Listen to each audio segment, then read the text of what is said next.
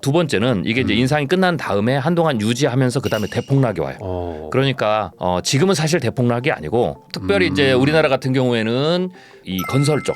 건설 쪽. 제가 그 나오신 영상들을 조금 봤거든요. 네네. 이 우리나라에 단기적으로 봤을 때 조금 좀 충격이 올 수 있다 이렇게 네네. 얘기하신 게 좀 있었어요. 네네네. 그래가지고 앞으로 한 2년 정도 그 한국 금융이 좀 많이 취약할 것이다. 네네. 뭐 이런 얘기 하시는 게 있는데 그거 어떤 이유 때문에 그렇게 말씀하신 거예요? 뭐 일단 뭐 금융 위기 뭐 여기까지는 가는 건 아니고요. 지금 전 세계 경제가 지금 이제 긴축 네. 그 기조로 들어가잖아요. 그러면 긴축으로 들어갈 때는 그냥 반드시 긴축 구간 안에서 나타나는 네. 경제적 위기 혹은 네. 자산 시장의 충격. 네. 뭐 그거는 이제 주식 뭐 시장 포함하고 부동산 시장 다 네. 포함하겠죠. 그리고 요새는 이제 암호화폐도 있으니까요. 이런 시장에서의 어떤 그 충격들이 네. 당연히 나타납니다. 아, 그냥 거의 공통적으로 일어나는 그렇죠. 현상이다. 예, 그래서 네. 그 부분은 패턴적으로 나타나고 차이가 네. 있다면 반복될 때마다 규모가 어떻게 크냐, 그다음에 그 기간이 어느 정도 네. 되느냐 이런 부분만 불확실성이고요. 네. 일어나는 것 자체는 뭐 이미 정해진 미래고 네. 뭐 요 근래 지금 미국이나 유럽에서 그 은행들이 파산하는 일도 네. 정해진 수순이다 이렇게 보시면 됩니다. 아, 그래요? 네네. 그걸 어찌 보면 뭐 그거 될 때까지 긴축하는 거다. 뭐 이렇게 볼 수도 있는 건가요? 긴축 기간 안에 일어나는 일이죠. 네. 아직 끝나지 않은 것이다. 그렇죠. 그래서 긴축 기간이 끝날 때까지는 네. 안심하시면 안 되고요. 네. 사실 뭐 주식시장으로 보면 많은 분들이 지금이 뭐 대폭락 기간이냐라고 이제 얘기를 하시는데 사실 그렇지 않습니다. 뭐 주식으로 굳이 예를 드리자면 네. 긴축을 시작하면 이제 긴축이라는 것은 연준이 기준금리를 올리기 시작해서 중앙은행들이 그리고 기준금리 인상을 멈추고 한동안 그 유지를 해요. 네. 요 때까지가 사실은 이제 긴축 기간이거든요. 네. 그러니까 이 안에 두 번의 주식시장을 보면 조정이 와요. 네. 그러니까 첫 번째는 기준금리 인상 시작할 때는 거예요. 이것은 보통 이제 대조정 그렇게 얘기를 네. 해요. 그렇지만 두 번째는 이게 이제 인상이 끝난 다음에 한동안 유지하면서 그다음에 대폭락이 와요. 그러니까 지금은 사실 대폭락이 아니고 지금 원래는 패턴상으로 보면 대조정인데 워낙 이번에 코로나 이후에 버블이 자산 시장이 굉장히 많이 꼈기 네. 때문에 사실 이치는 많이 오르면 많이 떨어지거든요. 네. 그러면 대조정도 마찬가지예요. 많이 오른 장에서는 대조정도 크죠. 대폭락은 더 크겠죠. 네. 그런 측면에서 우리가 기존의 대조정이 긴축 시작하면서 나타나는 대조정이 과거보다 좀 커 보이니까 네. 많은 분들이 이게 대폭락 아니냐라고 생각하는데 사실은 대폭락이 아니고 네. 조금 규모가 큰 대조정이라고 보시면 돼요. 그럼 보통 두 번이 온다고 하셨는데 아직 지금 금리 인상 단계 중이잖아요. 그렇죠. 중이죠. 그러니까 아직 1번이 채 안 끝난 상태인데. 그렇죠. 그리고 원래는 과거의 네. 패턴을 보면 이게 이제 대조정이 지금보다는 규모도 작았지만 네. 이 기간도 짧았어요. 그래서 보통은 기준금리 인상 초반에 대조정이 끝나요. 그리고는 인상이 돼도 경제가 안정적이고 주가가 다시 반등을 네. 하고 이러는데 네. 지금은 그 기간이 꽤 길어진 상황이에요. 아, 네. 네. 이거 끝나고 잠시 소강 상태로 들어가다가 네. 그리고 기준금리 인상 이후에 네. 그거는 사실 이제 대폭락이 언제 오는지는 예측 불가능합니다. 보통은 이제 패턴으로 보면 빠르면 6개월, 네. 늦으면 한 1년 6개월 정도가 걸리거든요. 아, 그 안에 네. 어느 시점에선가 대폭락이 오는데 이제 두 번째 이 조정이 대폭락은 그러니까 첫 번째는 기준금리 인상에 의해서 유동성이 축소가 되니까 일단 그걸로 인해서 발작이 일어나는 깜짝 놀라서. 거고요. 그렇죠. 네. 두 번째로는 그게 지속이 되면서 결국 금융권 그리고 기업 가장 중요한 기업이죠. 기업에 타격을 주면서 네. 채권 시장에 네. 기업이 발행하는 이 채권 시장에 문제가 생기면서 결국은 그것과 연관돼 있는 네. 주식이죠. 네. 그게 이제 같이 또 한 같이 번 더. 무너지는 거죠. 그걸 이제 야. 대조정이다라고 보시면 됩니다. 그러면은 그런 일이 한국도 같이 일어난다는 거죠. 당연하죠. 지금은 네. 세계 경제가 동조화돼 있기 때문에 네. 미국이 그렇게 되면 뭐 거의 동시 혹은 약간의 시차를 두고 네. 그런 일들이 일어나죠. 아, 그러면은 지금 미국에서는 뭐 은행이 막 망하고 이러고 있는데 네네네. 한국은 좀 그런 면에서는 좀 다르다. 뭐 이렇게 다르다 지금 할 뭐 수 경제부총리가 막 얘기하고 있는데 그렇죠. 다르죠. 우리는 그럼 다른 식의 위기가 같이 오는 건가요? 이제 보통은 이제 미국하고 한국하고 은행의 어떤 그 생태계 자체를 조금 네. 다르게 보셔야 돼요. 미국은 우리나라는 사실 국가가 은행을 허락해가지고 그러니까 물론 이제 제1금융, 2금융 이렇게 있지만 네. 이 대마불사라고 하는 큰 은행들만 있잖아요. 네. 예. 그리고 우리나라는 은행 자체가 그 뭐 지점 오대은행. 하나 뭐 네. 이렇게만 나서 단독은행 이런 게 없어요. 네. 물론 이제 그게 저축은행도 있지만 그건 이제 정부 규제 안에 있고 뭐 농협이나 수협을 가면 과거에는 단위 조합이었죠. 그걸 다시 묶었잖아요. 그러니까 그런 구조가 있지만 사실은 큰 은행들이에요. 네. 근데 미국은 네. 뭐 아시겠지만 큰 은행도 있고요. 하나 조그마한 것도 있고 그냥 하나만 있는 은행들이 굉장히 많아요. 그런 은행들 중에서 터지는 거예요. 그래서 이 긴축이 발생을 하면 한국은 1997년 외환 위기를 제외하고 경제 위기 때는 은행이 파산하지는 않아요. 그러나 미국은 그런 단위에 하나밖에 없는 은행들, 작은 소규모, 뭐 자본을 가진 은행을 쉽게 설립할 수 있으니까요. 이제 그런 데들이 이제 터지는 거고, 그게 이제 부동산이 버블이 주가 되냐라고 했을 때는 부동산 관련 은행들이 부동산 대출을 많이 해줬던 은행에서 터지는 거고요. 지금은 부동산보다는 2000년 닷컴 버블처럼 이 4차 산업혁명에 의해서 실리콘밸리에서의 어떤 그 버블이 커요. 그러니까 이번에 이제 SVB 같이 실리콘밸리 안에서 대출했던 스타트업을 대출했던 은행들이 타격을 본 거죠. 그래서 이제 그런 은행들이 초반에 파산이 와요.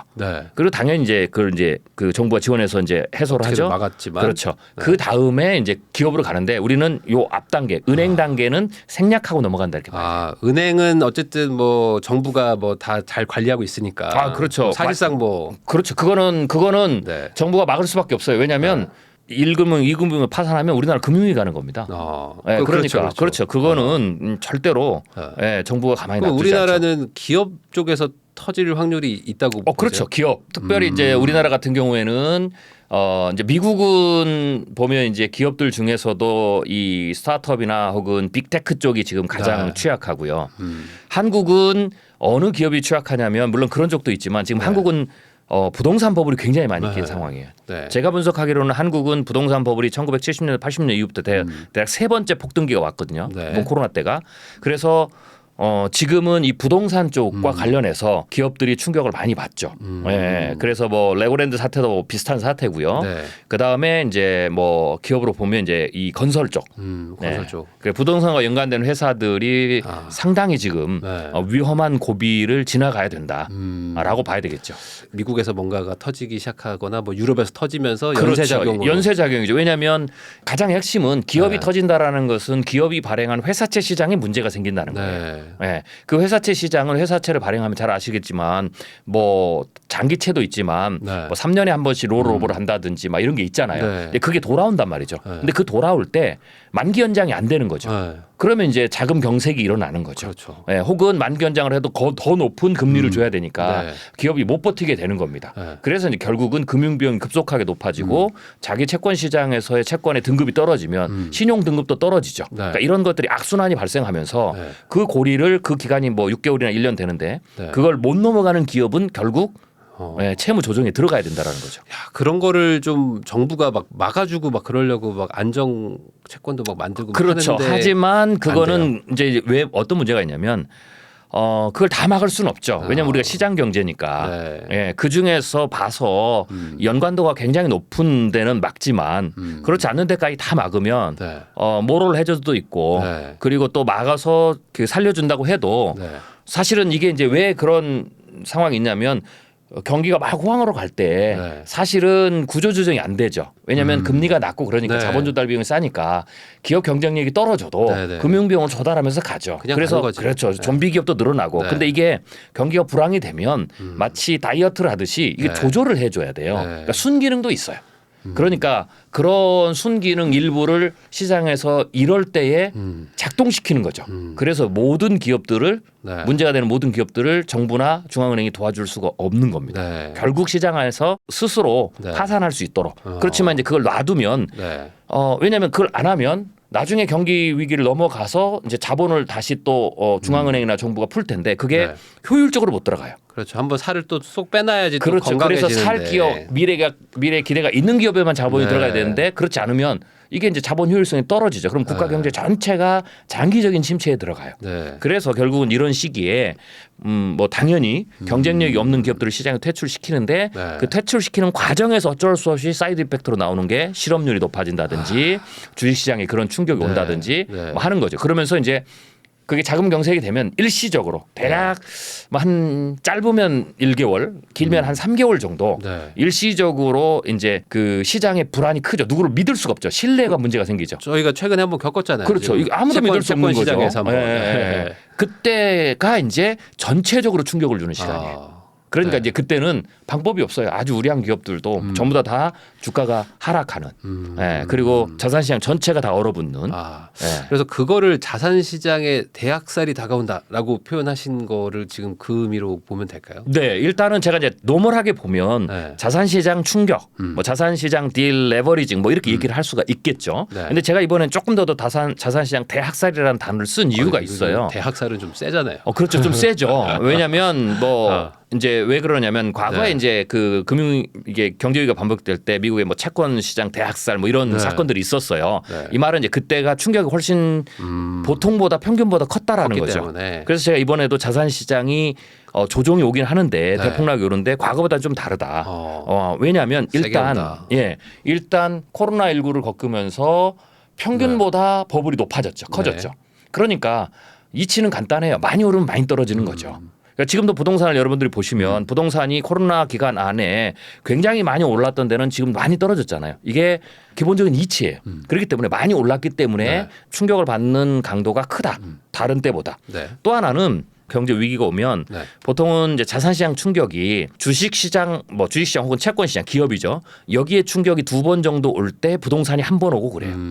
왜냐하면 부동산 사이클이 훨씬 더 길거든요. 느리죠. 그렇죠. 네. 그러니까 이 사이클 한 번 돌 때 채권 시장은 2번 돌아요. 네. 그래서 서로 대체적으로 엇갈려 맞습니다. 네. 그래서 한번 이번 금융 뭐 경제 위기는 주식시장, 다음번은 부동산, 그 다음에 주식시장, 부동산 뭐 이렇게 맞는데 네. 이번은 두 개가 같이 그렇지만 사이클이 그렇게 들어도 언젠가는 한번 부딪히는 데가 있잖아요. 네. 이게 지금 같이 터지는데. 그래서 지금 한국도 주식시장도 굉장히 많이 올랐고 네. 코로나 때 네. 부동산 시장도 굉장히 많이 올랐죠. 올랐잖아요. 네. 그러니까 이게 두 개 동시에 맞아요. 그러니까 이게 보통은 엇갈려 맞는데 네. 이번엔 동시에 맞는다. 그런 의미. 또 하나는 이번 이제 그 경제 위기 혹은 자산시장 충격 이전이 네. 2008년 서브프라임 사태 때잖아요. 그때 이제 부동산이 맞았고요. 네. 그런데 이제 그 이전 그때까지는 없었던 새로운 자산 시장이 있었어요. 그게 바로 암호화폐 시장이죠. 암호화폐. 그러니까 이거는 이번 자산 시장 충격 받을 때 처음 받는 거예요. 그러니까 보통보다 모든 자산이 버블이 크고 이번이 네. 부동산과 주식, 채권 시장이 엇갈려 맞는데 네. 동시에 맞고 동시에 받고. 동시에 과거에 없었던 암호화폐 시장도 들어와서 맞죠. 네. 그러니까 이거는 과거와 전혀 다른 형식의 범위가 크고 규모도 꽤 되는 그런 어떤 자산 시장의 충격이다라고 해서 제가 자산 시장 대학살이다. 하긴 옛날 같았으면은 예금에 들어가 있을 정도의 돈 가지고 있는 분들이 코인을 하는 분들도 엄청 많거든요. 그렇죠. 네, 그런 거 생각하면은 그게 이제 새로운 시장이니까. 그렇죠. 그리고 또 거기는 또 워낙 또 변동성도 크고. 변동성이 크죠. 그러면 진짜 한 번 빠지면 뭐 확 빠졌다가 그렇죠. 그래서 아까 얘기했지만 이 충격받는 이 네. 낙폭이 네. 지금 뭐 이미 암호화폐는 뭐 70%, 80%, 많은 건 90%뭐 네. 어떤 건 시장에서 파산도 됐잖아요. 네. 이제 그 정도의 낙폭인 거고 왜냐하면 보통은 80% 이상 자산이 이 충격 타이밍에 하락하는 거는 주식으로 보면 100년에 50년에 한 번 오는 거예요. 그러니까 이게 지금 암호화폐가 네. 지금 그 정도의 충격이고 네. 또 하나는 지금 나스닥 네. 혹은 뭐 이런 부분에서 빅테크 혹은 미래형 산업에서 뭐 예를 들면 테슬라 같은 경우에 낙폭이 굉장히 크잖아요. 네. 이것도 역시 이 버블기 그 기술 버블기 오는 충격이거든요. 네. 그러니까 그런 측면에서도 낙폭이 과거보다 상대적으로 굉장히 크죠. 그래서 사실 지금 투자하시는 분들이 네. 굉장히 사실은 이제 혼동스럽고 멘붕 상태죠. 아니 그 어떤 분들은 또 지금 또 주식이 또 바닥 찍고 좀 올라오는 상태니까 네네네. 이제는 뭐 이제 힘든 시기가 또 지나갔다. 네네. 이제 약간 좀 뭐 반등의 시작이다라고 말하는 분들도 있는데 네네네. 그러기에는 아직 2차 대 그렇죠. 하락은 오지도 않았다. 반등은 가능해요. 네, 네. 기술적 반등. 네, 왜냐하면 1차 충격 대조정 그다음에 대폭락 중간 기간이 제가 있다고 그랬잖아요. 네. 잠시 휴지기가. 네. 네, 그 기간 안에 일단 분위기가 좀 좋아지니까 반등을 하는 겁니다. 너무 많이 빠지면 사실 좀 싸 보이니까. 그렇죠. 기술적 반등을 다 하는 거죠. 네. 그렇지만 대세 상승은 아니다. 한 번 더 있다. 단 이번에 저는 이제 뭐라고 보냐면 이번에 대조정이 꽤 컸기 때문에 네. 다음번 대폭락 보통은 대조정이 제가 이제 대조정 할 때는 다우 기준으로 보면 한 15에서 한 20% 정도거든요. 네. 네. 그런데 지금은 그보다 좀 더 빠졌단 말이죠. 대폭락은 다우로 보면 한 30% 이상이에요. 대폭락이 더 큰 건데 원래는. 그렇죠. 이제 그때 대조정을 그렇게 받고 회복을 해요. 절반쯤 회복하거나 회복하고. 어떤 거는 조금 뭐 거의 전고점까지 회복을 해서 가다가 다시 대조정 때 쭉 빠지죠. 그러니까 이번이 이제 많이 빠졌기 때문에 네. 이제 다음번 대조정의 최종 저점이 이번하고 비슷하거나 혹은 조금 더 내려갈 수는 있죠. 그 차이만 있지. 네. 결국은 조정폭이 꽤 있다. 그렇게 봤을 때 지금 올라간다고 해서 네. 그거 이제 안심하시면 안 된다라는 거죠. 어떻게 보면 우리가 이번 대조정 때 나타나는 최저점 네. 까지 다시 한 번 더 내려갈 수 있거나 뭐 일부에서 그렇잖아요. 그보다 더 내려갈 수도 네. 있다. 충분히 가능한 시나리오입니다. 그러면은 이게 그 2008년 금융위기 뭐 그때 기준으로 봤을 때는 그때보다 더 큰 폭의 좀 체감이라고 할까? 더 안 좋은 상황이라고 봐야 될까요? 아니요. 주식 시장은 좀 덜합니다. 왜냐하면 2008년 금융위기는 부동산 시장의 충격이 좀 컸죠. 네. 그래서 부동산과 관련된 어떤 기업들이 채권 시장이나 주식 시장 장난 아니었습니다. 그렇죠. 굉장했고요. 네. 근데 이제 2008년은 그거를 은행으로 넘어갔기 때문에 이거를 초두에 못 막았어요. 이번에 지금 SVB 같은 경우는 그 학습 효과 때문에 초장에 막은 거거든요. 네. 그때는 시장의 자유로 맡기자라고 해서 가다가 이제 큰 충격을 받았죠. 금융 시스템이 깨졌어요. 네. 그래서 금융 시스템이 깨졌기 때문에 이게 주식시장 전반으로 가서 전체적인 낙폭이 미국이 한 50% 가까이 폭락했거든요. 네. 우리나라는 한 7, 80%까지 떨어졌죠. 그건 이게 금융 시스템이 깨졌기 때문에 그런 거예요. 이번에는 그렇게까지는 하지 않으니까 폭 자체가 그렇게까지 떨어지지는 않죠. 네. 그렇지만 부동산 같은 경우에는 사실 우리나라 2008년 때는 부동산 시장이 미국보다 덜 충격적이거든요. 네. 그러나 우리는 그때보다 오히려 이번이 더 충격이 클 수도 있다.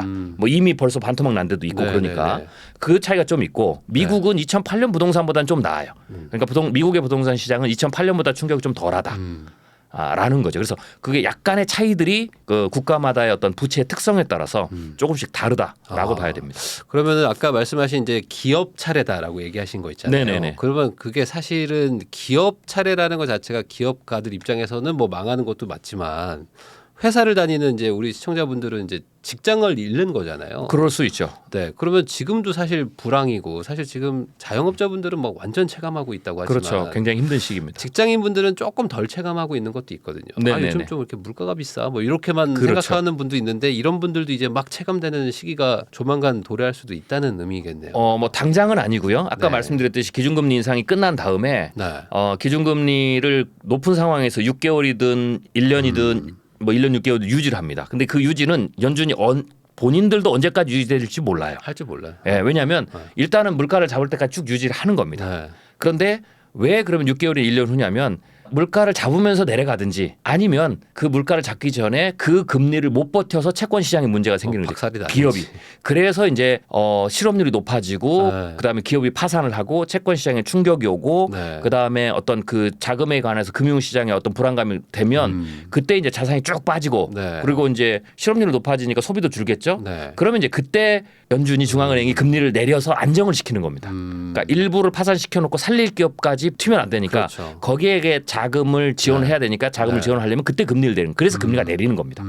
네. 그러니까 그 타이밍이 아마 기업에 있어서는 이제 생사가 네. 가늠되고 네. 하는 이제 그런 포인트죠. 그래서 아직 거기까지는 시간이 좀 남아 있다라고 네. 봐야 되고요. 네. 어떻게 보면 그 부분이 가야 이게 해결되는 문제라 이런 말씀을 드려 좀 죄송하지만 차라리 빨리 터지는 게 낫습니다. 차라리 빨리 터지고 빨리 망할 그렇죠. 건 망해야 그래야 된다. 왜냐하면 터진다고 해서 경제 위기가 끝나지 않아요. 네. 그거는 자산 시장과 금융 시장의 위기가 끝나는 거예요.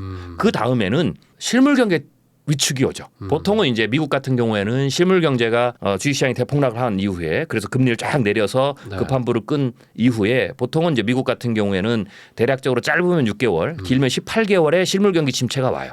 후유증이 오는 거죠. 네. 네. 그런데 이제 우리나라는 거기서 한 6개월 정도가 더 길어요. 더 가요. 그러니까 우리나라는 실물 경기 침체가 짧으면 12개월, 네. 길면 24개월이 간다라는 거죠. 네, 이제 그 부분까지 생각하면 긴축 기간의 고통하고 실물 경기 침체의 고통 그러면 이제 우리 같은 이제 미국 이외의 다른 나라들은 대략적으로 한 4년 정도, 3, 4년 정도는 경제적으로 실질적으로 체감이 어렵죠. 이제 지금 우리가 이제 기준금리 시작한 지가 1년이 채 안 됐으니까 네, 네. 2, 3년은 더. 예, 예. 그냥 빨리 터지는 게 낫다. 차라리. 그렇죠. 그걸 줄이는 거는 빨리 터지는 거죠. 아. 그럼 그나마 그걸 전체를 줄일 수가 있으니까. 그럼 여기서 이제 궁금한 게 좀 두 가지 정도가 생기는데 우선은 이런 게 반복된다고 하셨잖아요. 네, 똑같은 반복되죠. 공통점이라고 하셨잖아요. 네네네. 이게 왜 이렇게 공통적으로 일어나는지가 먼저 좀 궁금하긴 하거든요. 그렇죠. 네. 이게 이제 좀 역사를 거슬러 올라가면 이 전체적으로 경제를 운영하는 가장 기본적인 이 경제 어떤 그 이론 네. 정책이 바뀌어서 그래요. 그게 언제부터 바뀌면 대략 1980년대부터 바뀌었어요. 네. 그럼 1980년대 이전이 우리가 1970년대를 우리가 기억할 수 있어요. 그때가 뭐 이번에도 나오는데 오일 쇼크가 2번 있었죠. 네. 오일 쇼크를 2번 겪으면서 미국 경제가 세계 경제 어떻게 되냐면 스태그플레이션에 들어갔어요. 그래서 인플레이션은 높은데 경제 성장률 떨어지는. 그래서 이때의 정책이 케인즈주의, 대공황 이후의 국가 주도 의 어떤 그 경제를 이끌어가는 네. 그런 어떤 이제 이론이 전체적으로 이제 그 금융이나 경제 전반을 지배하고 있었는데 이게 이제 잘 먹히다가 네. 1970년대 들어서 오일 쇼크를 맞으면서 이게 전혀 작동이 안 된 거예요. 네. 그래서 이제 이때 이제 반성이 일어났죠. 그럼 이걸 어떻게 해야 되느냐라고 이제 많은 토론들이 일어났어요. 기존의 정책으로 하나도 안 먹히니까. 네. 그래서 이제 이때 이제 나온 게 뭐냐면 우리가 이제 아는 이제 지금으로 얘기하면 이제 통화주의죠. 통화 정책으로 봤을 때 네. 사실은 대공황 자체도 너무 급격하게 돈을 풀다가 네. 줄일 때도 너무 급격하게 돈을 줄이는 그러니까 통화 정책의 안정성이 떨어지죠. 네. 이게 경제 전반에 굉장히 큰 악영향을 미친 거다.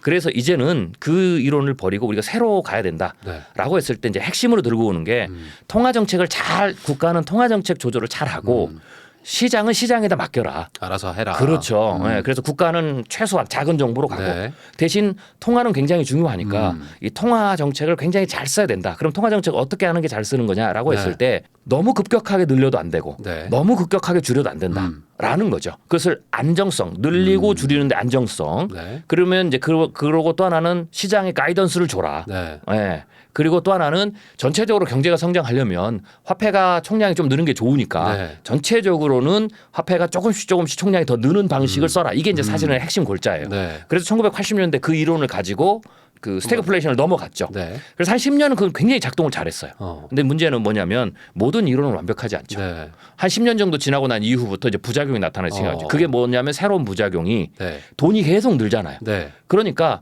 경제 위기가 반복될 때 경제 위기라는 건 다른 게 아닙니다. 경기가 확장되면 확장의 일부를 버블을 끼니까 그걸 줄이기 위해서 경기를 이제 위축시켜서 네. 가는 거죠. 그래서 확장과 축소가 왔다 갔다 하면서 경제가 전체적으로 쭉 가는 거죠.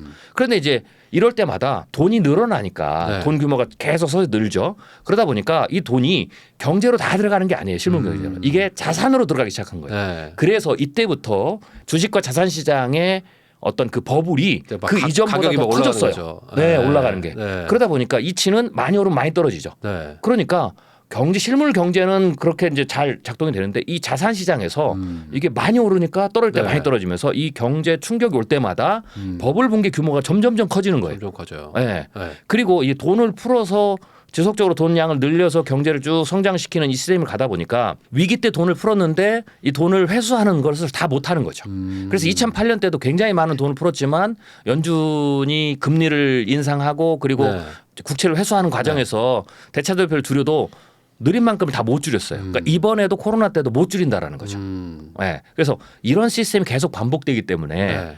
경제의 어떤 그 확장과 위축이 사이클로 반복될 때마다 네. 자산 시장에서는 계속해서 이런 번씩 충격들이 이렇게 계속 버블 반복되죠. 또 축소, 버블 축소. 그렇죠. 그런데 이게 계속 총량이 계속 증가하니까 다음번에는 더 커지고 다음번에는 더 커지고 하는 것들이 악순환이 지금 고리에 빠졌다라고 보면 되고요. 네. 이것을 탈출하는 유일한 방법은 네.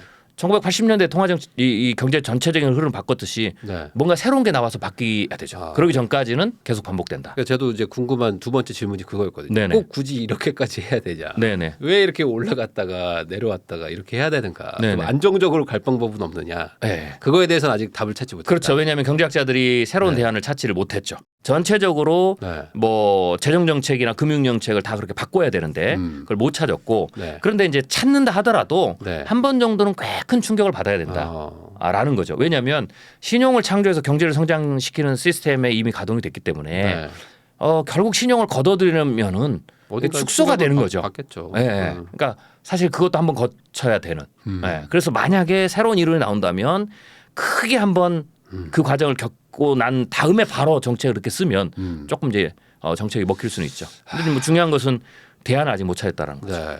저는 뭐 그냥 개인적으로는 그게 민주주의랑 또 맞물려 가지고 또 선거라는 제도가 있으니까 네네. 또 계속 그냥 터트리지 못하고 가는 거 아닌가 뭐 싶기도 하고. 뭐 그것도 영향을 미치죠. 왜냐하면 경제는 이제 시간이 갈수록 계속해서 네. 선거에 가장 중요한 그러니까요. 이슈가 되니까 네. 섣불리 건드리기가 힘든 거죠. 이게 참 고양이 목에 방울 달기라고. 그렇죠, 그렇죠. 이거 알지만 어쩔 수 없이 가자. 네. 어쩌겠냐. 아마 제 생각에는 보통은 이제 경제사를 보면 네. 엄청난 충격이 왔을 때가 이제 통화 정책을나 재정 정책, 경제 전체적인 기본적인 정책을 전환할 수 있는 시기. 예를 들면 대공황 때, 네. 그다음에 1970년대 오일 쇼크 왔을 때는 가능하죠. 그럴 때는. 왜냐하면 그때는 너무 충격적이니까.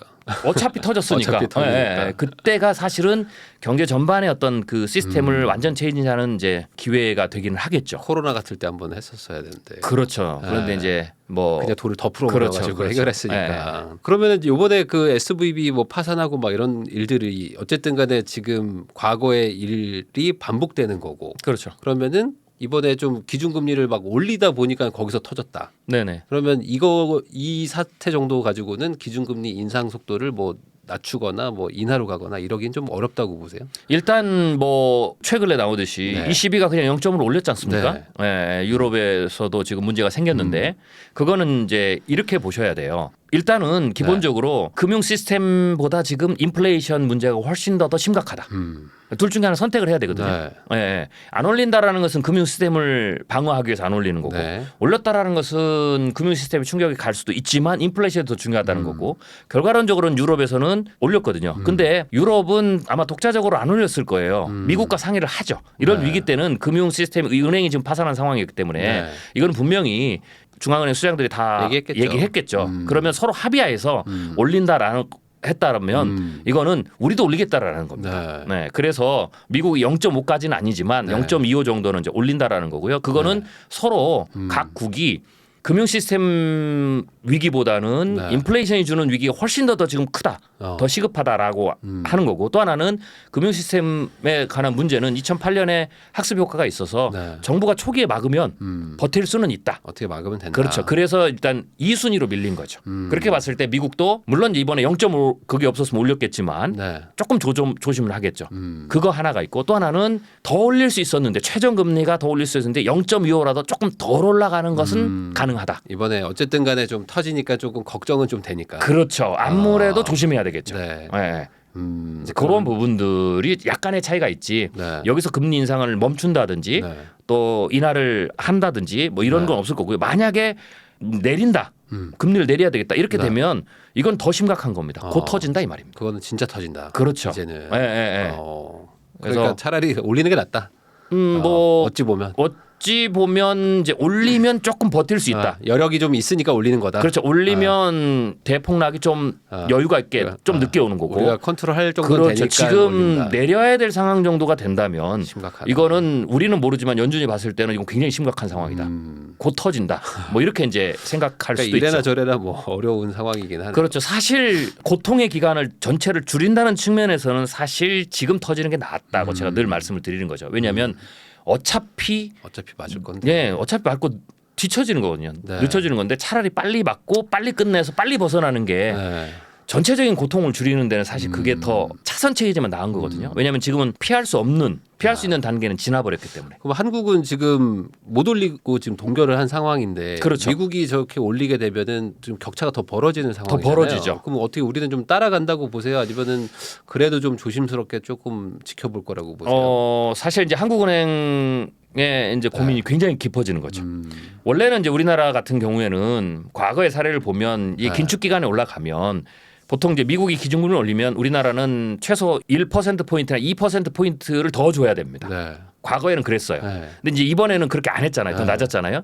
거기에는 이제 여러 가지가 있는데 일단은 저는 그렇게 봅니다. 운이 좋았다. 운이 좋았다. 운이 좋았다. 원래는 그렇게 올려야 되는데 네. 이번에도 따라 올라가서 이제 천천히 뭐 늦게는 갔지만 나중에는 그걸 같이 넘어가려고 했는데 네. 어떤 일이 벌어졌냐면 지금 코로나19의 상황이 굉장히 묘만 과거와 좀 다른 상황이 벌어졌어요. 그게 네. 뭐냐면 미국은 인플레이션을 못 잡아서 굉장히 빨리 올리는데 네.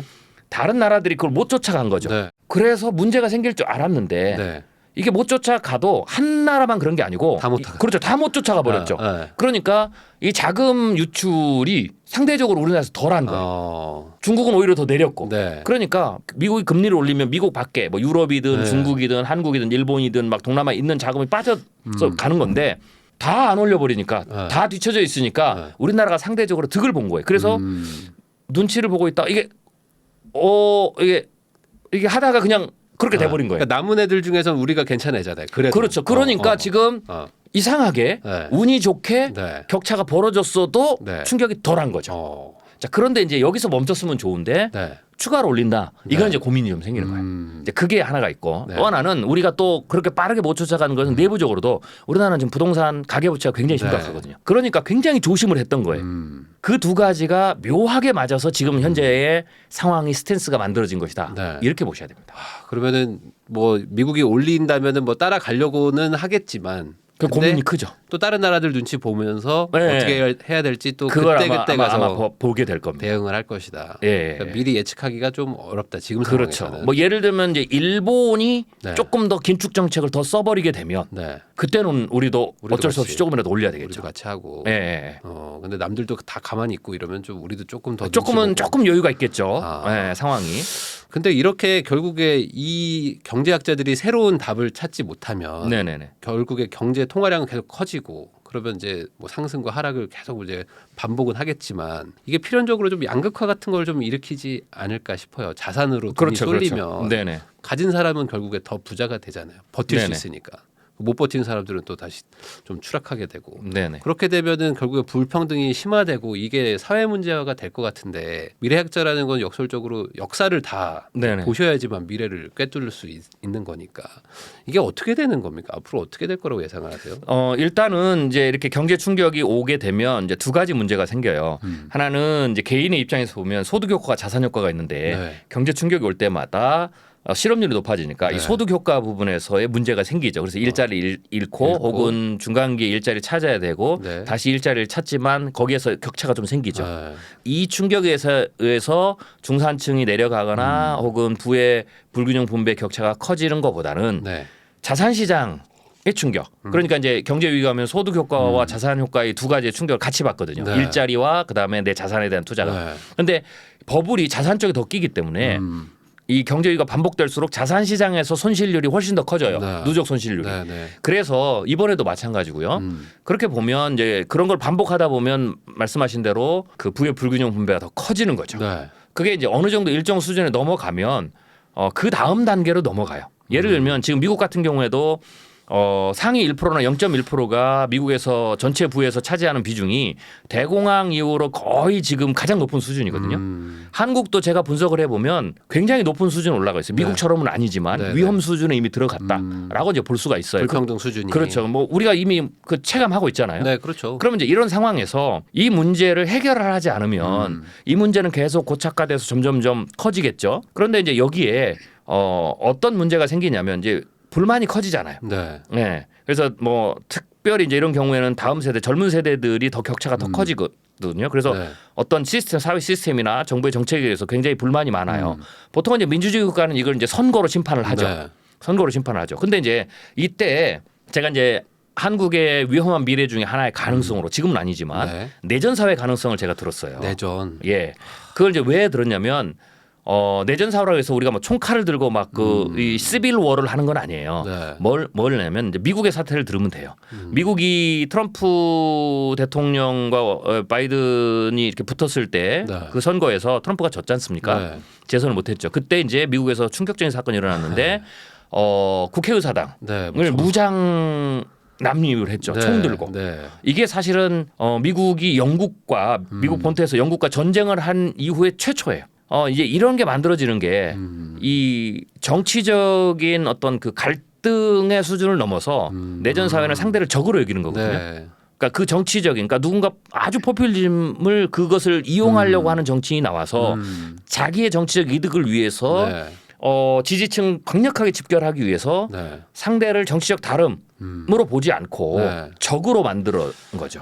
그래서 적으로 만들면 모든 것에 대해서 부정을 하게 됩니다. 네. 그리고 심지어는 무력 행사를 하죠. 음. 이게 지금 미국에서 나타난 거예요. 네. 그래서 미국이 이제 정치적 내전 사회 네. 들어갔다고 하는데 그 밑에를 보면 결국은 어떻습니까? 부의 불균형 문제가 굉장히 심하고 많고. 일자리 문제가 굉장히 심하고 네. 사회적 차별의 문제가 굉장히 심했던 거죠. 마찬가지로 한국도 점점 그런 요소들이 이제 늘어나게 된다는 네. 거죠. 그럴 때에 지금은 아니지만 먼 미래에 혹은 다음 선거에 불순한 의도로 나의 어떤 그 집권을 위해서 권력 획득을 위해서 상대를 적으로 여기게끔 한다. 네. 그렇게 되면 그러면 이제 우리도 내전 사회로 들어갈 수가 있는 거죠. 그렇죠. 사실 선거는 51대 49니까. 그렇죠, 그렇죠. 그 우리 편만 딱 챙기면 되는 거잖아요. 네네네. 그러니까 반대로 우리 편 아닌 건 다 적. 이렇게 그렇죠. 해버리면은. 네, 네. 뭐 다름 네. 뭐 이건 괜찮아요. 네. 뭐 견해도 다르고 그러면은 디베이트도 하고 네. 또 양보도 하고 타협해서 이제 나가는 건데 네. 이거는 그 수준을 넘어서는 겁니다. 이때는 뭐 다름의 의미가 없어요. 그냥 네. 적이니까 그냥 적이다. 모든 게 다, 다 싫은 거예요. 다 부정되고. 예. 그래서 저기는 없어져야 될 없어져야 존재, 된다. 대상. 예. 이렇게 되는 거죠. 근데 점점 우리나라도 약간 그런 식의 어떤 그 이분법적인 게 많아지는 것 같긴 해요. 점점 뭐 그렇죠. 여러 분야에서. 네네네. 그게 다 기저에는 좀 경제적인 문제들도 그렇죠. 불평등도 좀 많이 깔려 있다. 그렇죠. 과거에는 민주주의가 없었던 시절에 보통 이제 이런 게 이제 역사적으로 반복이 되는 거예요. 왜냐하면 부의 불균형 분배도 반복이 되니까. 그렇죠. 과거에는 이걸 혁명을 일으켰죠. 혁명으로. 예, 그래서 국가가 정부가 전복되고 새로운 네. 국가가 일어나고 네. 이렇게 되는데 지금은 민주주의 시스템이니까 그나마 혁명까지는 안 가는 거예요. 선거를 통해서 정권 네. 교체를 하는데 문제는 양 진영이 네. 이제 서로 미워하는 수준이 그렇죠. 점점 세지는 거니까. 넘어가는 거죠. 예, 그래서 민주주의 자체가 네. 완전히 왜곡되는 음. 예, 이제 그런 상황으로 가는 거죠. 그러면 이제 뭐가 문제냐면 네. 그렇다고 해서 뭐 상대를 뭐 해하거나 뭐 죽이거나 그러지는 않아요. 예. 근데 이제 뭐가 문제냐면 국가 전체의 동력이 꺼져요. 아, 왜냐하면 그렇겠네요. 타협이 전혀 안 되니까 네, 네, 네.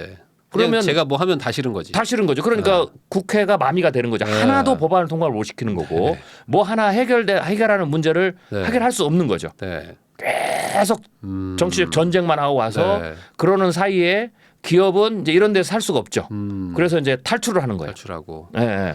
그리고 이제 그러면서 국가 전체가 성장이 멈춰버리거나 혹은 성장이 후퇴하는 네. 예, 그런 어떤 사회로 갈 수밖에 없는 거죠. 야, 이거 해결 방법이 혁명인가요? 아니죠. 뭐 그건 아니고요.